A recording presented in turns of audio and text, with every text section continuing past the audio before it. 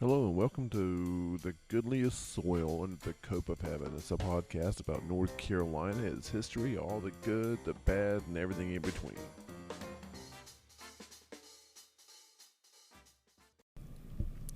The Nansemond River is a 20-mile long tributary of the James River in Virginia.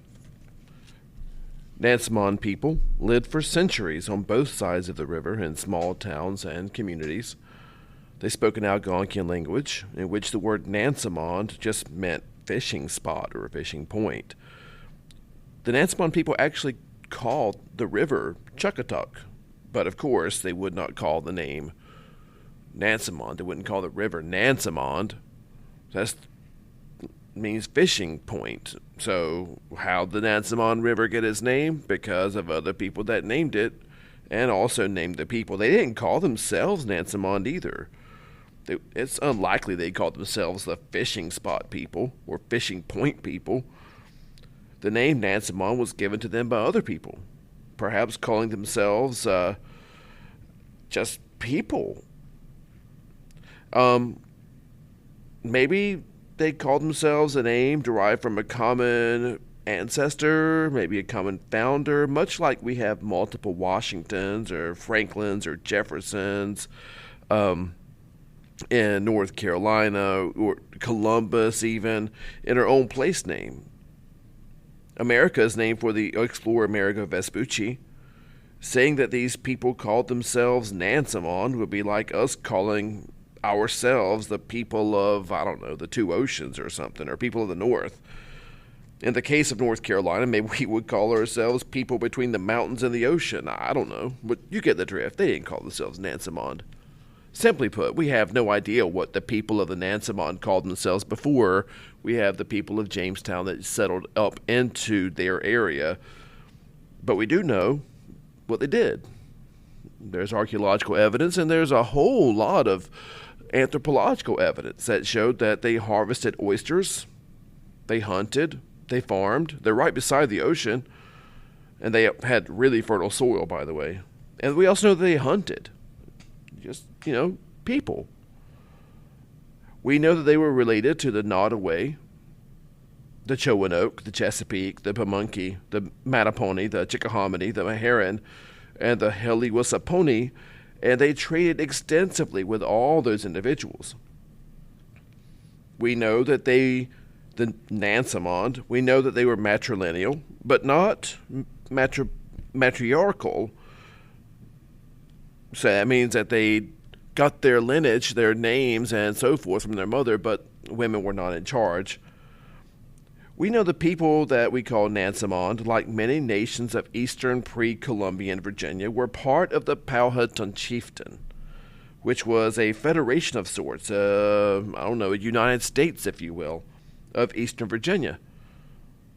30 states were part of this chiefdom that consisted of roughly 20 to 30,000 people, all participating in this government. As followers of American history are probably aware, it was in 1607 that the English founded Jamestown on the James River, of which the Nansemond, or Chuckatuck, River was a tributary. And remember, the Nansemond River was harvested by the people that lived there for its abundance of fish and oysters. And followers of American history will remember that the early Jamestown settlers were absolutely terrible at farming the coastal Virginia soil. They had no idea what they were doing, which led to, eventually, widespread starvation so bad that it led some to cannibalize their fellow dead settlers. That's desperate. So naturally, English colonizers, since they couldn't make their own food, they followed where the food already was. In this case, they followed the Nansemond River and its oysters and fish, the very same oysters and fish that the people that already lived there relied upon for their own survival. As you can imagine, this set up a conflict that eventually led to the Nansemond not only fighting the English over these resources, but eventually fighting amongst themselves.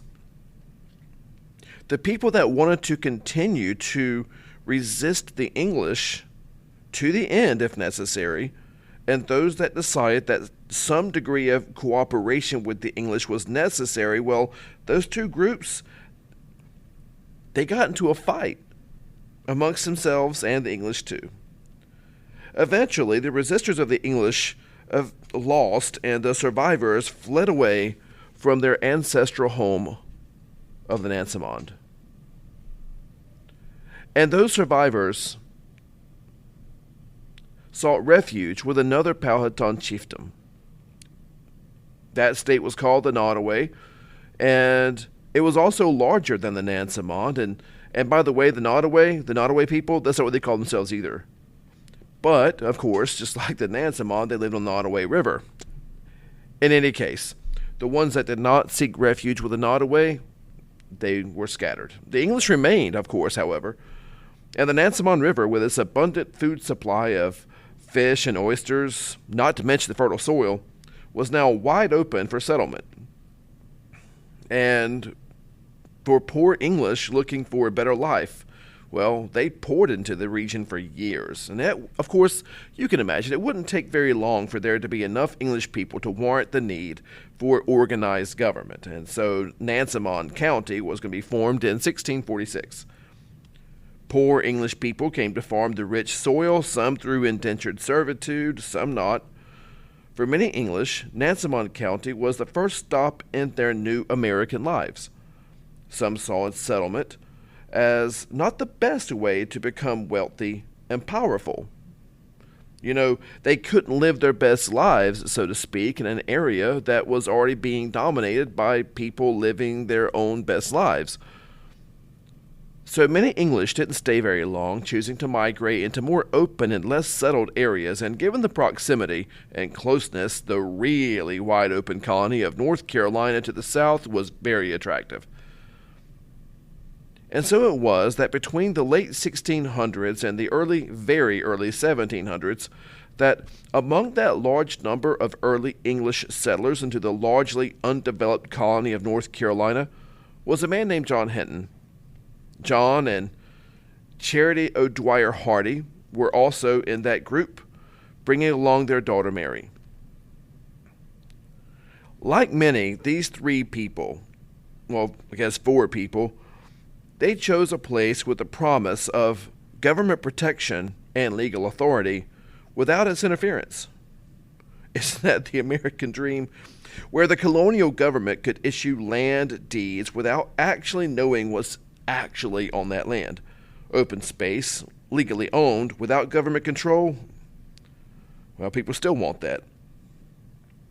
And for these people, that place was Western Craven County, North Carolina, along the Neuse River. Now, these four people at first did not really know each other, but they will. John Hinton will eventually meet and marry Mary Hardy, the daughter of John and Charity O'Dwyer Hardy, and North Carolina history, eventually, especially central North Carolina history, will be forever altered because of that marriage.